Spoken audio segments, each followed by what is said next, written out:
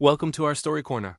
Today, we're going to a bright and sunny neighborhood where two best friends, Maria and Jack, live. Maria, who is 5, loves to draw colorful flowers with chalk on the sidewalk.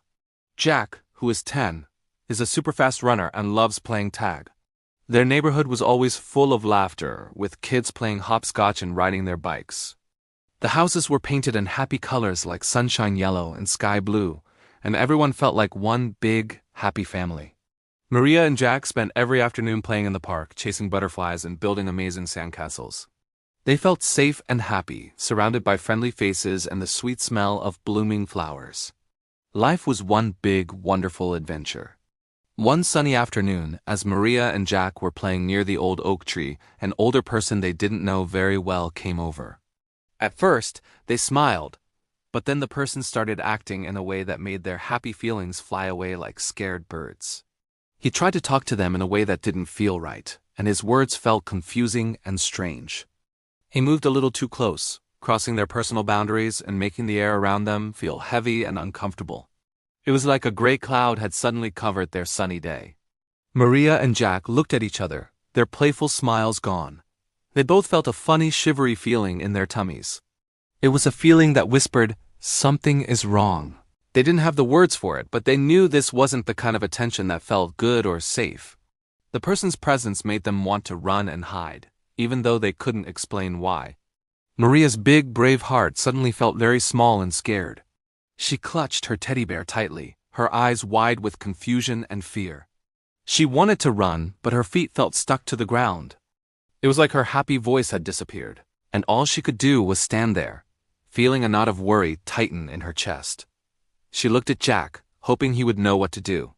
Jack felt scared too, but then he remembered something very important. His teacher, Miss April, had once talked to their class about safety. She said that sometimes people might do or say things that give you a yucky feeling inside. Miss April had told them that this feeling is your body's alarm bell, telling you that something is not okay.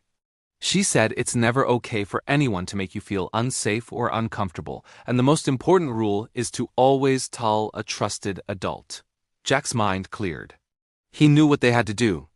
He wasn't going to let this scary feeling win. Jack took a deep breath and gently took Maria's hand. He looked into her worried eyes and said softly but firmly, "It's okay to be scared, Maria. We don't keep uncomfortable secrets.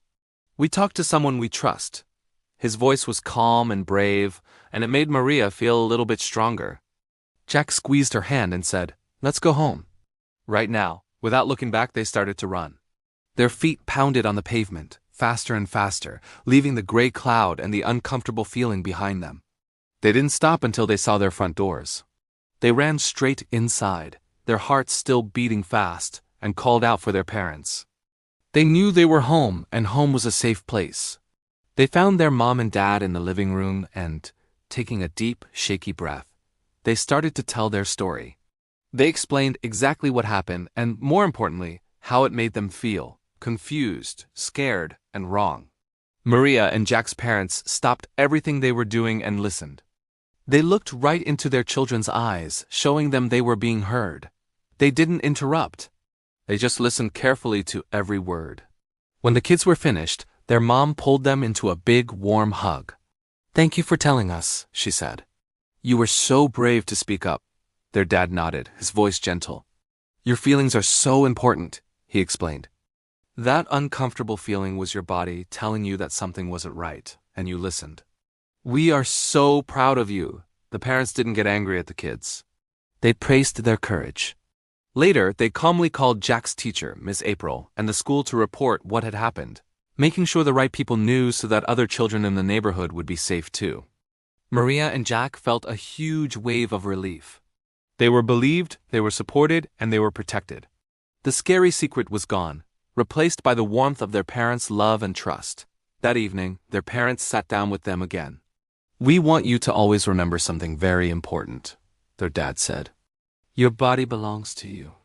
No one, absolutely no one, is allowed to make you feel unsafe or uncomfortable. If anyone ever does, you don't have to be polite or quiet. You say no, you get away, and you tell a trusted adult immediately. A trusted adult can be a parent, a teacher, a grandparent, or another family member you feel safe with. Maria looked at Jack and smiled. The scared feeling was completely gone. She felt proud of herself and proud of her big brother. Jack felt proud too. He had remembered his teacher's lesson and helped his friend. They knew they had done the right thing. Playing in their neighborhood felt safe and happy again, because now they knew they had the power to protect themselves. They were a team, and their voices were their superpower. And that brings us to the end of our story. Remember, just like Maria and Jack, you have a powerful voice. Never stay silent if something doesn't feel right. It doesn't matter if it's a stranger or even someone you know. If you get that yucky, uncomfortable feeling, it's your body's way of telling you to get help. You are brave, you are important, and you deserve to feel safe all the time. Always, always speak up. It's the bravest thing you can do. If you found this educational story helpful, don't forget to subscribe to our channel. We'll be sharing more safe, empowering, and meaningful stories for children just like you. Thanks for watching.